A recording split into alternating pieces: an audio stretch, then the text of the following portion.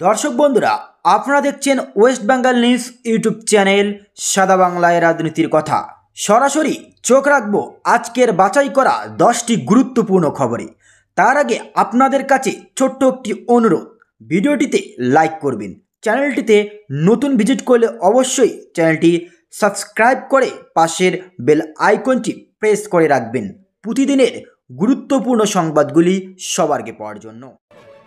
ওর চুলের মুঠি ধরে এইমসে নিয়ে যাওয়া উচিত, বিস্ফোরক দাবি করলেন শুভেন্দু অধিকারী।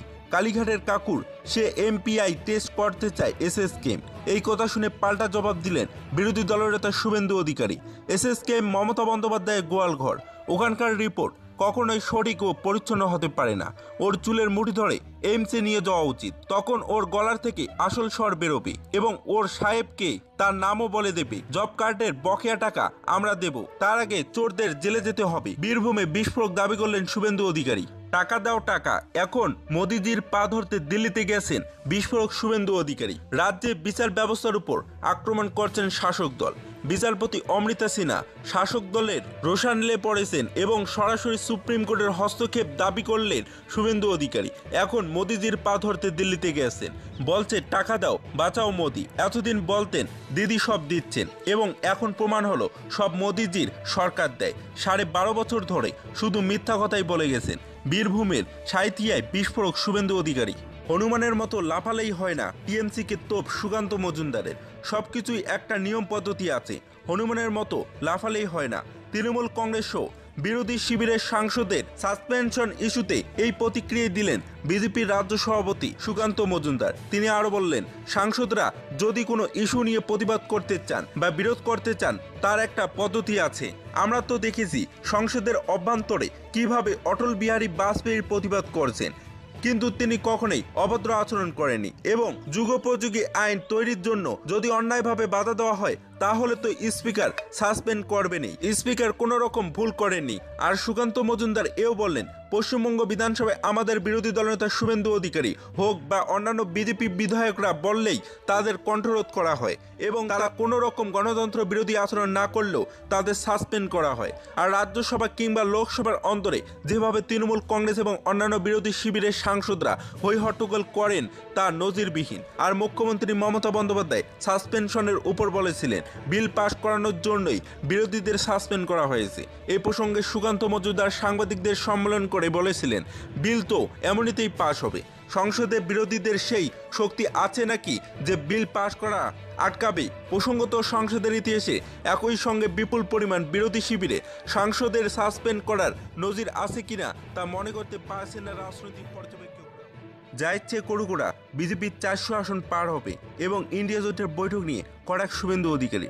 শোকসভা হবে ছত্তিশগড়, রাজস্থান এবং মধ্যপ্রদেশ, এই 3 রাজ্যের ওরা সেমিফাইনাল পরাজিত হয়েছে। সে কারণেই নীরবতা পালন করতে বৈঠক ডাকা হয়েছে। মঙ্গলবার দিল্লিতে ইন্ডিয়া জোটের মেগা বৈঠক প্রসঙ্গে ঠিক এই ভাষাতেই তীব্র কটাক্ষ করলেন বিরোধী দলনেতা শুভেন্দু অধিকারী। এর আগেও ইন্ডিয়া জোট নিয়ে তীব্র কটাক্ষ ও আক্রমণ করতে শোনা গিয়েছে শুভেন্দু অধিকারীকে। ইন্ডিয়া জোটকে দুর্নীতিগ্রস্তের জোট বলেও সাংবাদিকদের মুখোমুখি হয়ে সুর চড়িয়েছেন শুভেন্দু অধিকারী। আর এবার মঙ্গলবারের জোট বৈঠক প্রসঙ্গে বেনজির আক্রমণ করলেন বাংলার বিরোধী দলনেতা। বলা বাহুল্য, আর কয়েক ঘন্টা পরেই দিল্লিতে বসছে বহু প্রতীক্ষিত ইন্ডিয়া জোটের গুরুত্বপূর্ণ বৈঠক। জোটের শরিক দলগুলির সব নেতাই ওই বৈঠকে হাজির থাকবেন বলে খবর। তৃণমূল সুপ্রিমো তথা পশ্চিমবঙ্গের মুখ্যমন্ত্রী মমতা বন্দ্যোপাধ্যায় রবিবারই দিল্লি পৌঁছে গিয়েছিলেন। লোকসভায় হইচই করায় কংগ্রেস, তৃণমূল ও অন্যান্য বিরোধী শিবিরের একাধিক সাংসদকে সোমবার শীতকালীন অধিবেশনের বাকি সময়ের জন্য সাসপেন্ড করা হয়।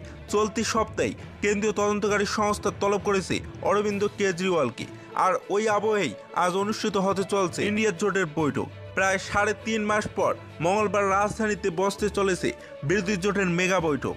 আর তা নিয়েই মুখ্যমন্ত্রী মমতা বন্দ্যোপাধ্যায় সহ বিরোধীদের নিশানা করে শুভেন্দু অধিকারীর দাবি ও কটাক্ষ, ওরা যা ইচ্ছে করুক এবং 24-এর ভোটে বিজেপি 400 আসন পার করবে, ওরা শুধু দেখবে আর চলবে। সব মিলিয়ে মঙ্গলবার দিল্লিতে নজর রাজনৈতিক মহলে। বিজেপি বিরোধী শিবিরের বৈঠকে ঠিক কী আলোচনা হয় তা নিয়ে কৌতূহল তুঙ্গে। যদিও গেরুয়া শিবিরের ওই বৈঠক নিয়ে তাদের কোনো আগ্রহ নেই বলেই দাবি করছেন। কড়াকের সুরে তারা বলছেন, ওই জোট আসলে দুর্নীতিগ্রস্ত জোট। সম্প্রতি 3 রাজ্যের ফলাফলে উজ্জীবিত পদ্ম শিবির। তা সত্ত্বেও 2024-এর লোকসভা ভোট বর্তমান রাজনৈতিক প্রেক্ষাপটে অত্যন্ত গুরুত্বপূর্ণ বলেই মনে করা হচ্ছে রাজনৈতিক পর্যবেক্ষকদের একাংশ। মহুয়া মৈত্রকে কি আর প্রার্থী করবে না তৃণমূল? সাফ জানিয়ে দিলেন মমতা বন্দ্যোপাধ্যায়। বড় বার্তা, ক্যাশ অন কোয়ারি বিতর্কে সাংসদ পদ থেকে বহিষ্কার করা হয়েছে তৃণমূল সাংসদ মহুয়া মৈত্রকে। এ নিয়ে গোটা দেশ জুড়ে চর্চা হয়েছে। কিন্তু এবার প্রশ্ন, সামনেই তো লোকসভার ভোট, মহুয়া মৈত্রকে কি লোকসভা ভোটে লড়ার জন্য টিকিট দেবে তৃণমূল? সাংবাদিকরা এই প্রশ্নটাই করেছিলেন তৃণমূল নেত্রীকে, আর সেই প্রশ্নের উত্তর একেবারে সোজা সাপটা দিয়েছেন মমতা বন্দ্যোপাধ্যায়।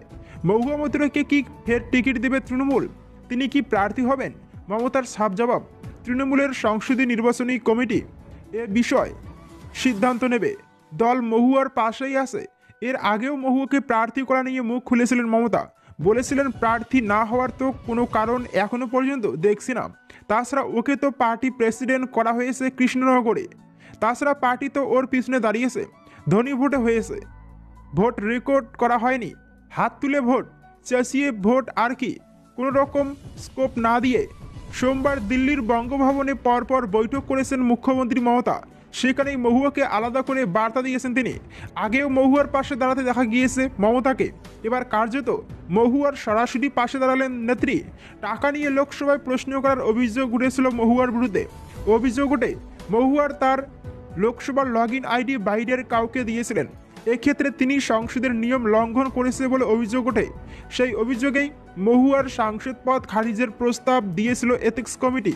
পরে সেই প্রস্তাবে সায় দেন লোকসভার স্পিকার। সেই ঘটনার পর দিল্লি গিয়েছে মমতা বন্দ্যোপাধ্যায়। প্রধানমন্ত্রী নরেন্দ্র মোদীর সঙ্গেও সাক্ষাতের কথা আছে তার। সূত্রের খবর, তার আগে সোমবার গুরুত্বপূর্ণ বৈঠকে মহুয়াকে মমতা বলেছেন, চিন্তা করার কিছু নেই, আর মাত্র কয়েক মাস, জিতে দেখিয়ে দাও।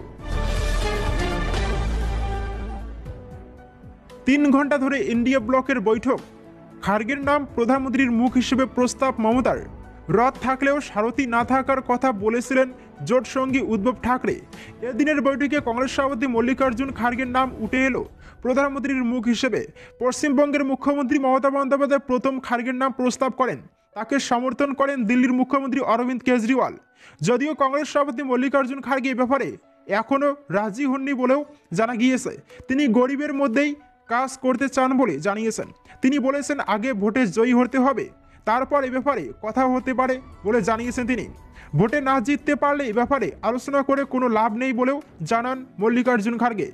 এদিন প্রায় 3 ঘন্টা ধরে ইন্ডিয়া ব্লকের বৈঠক চলে।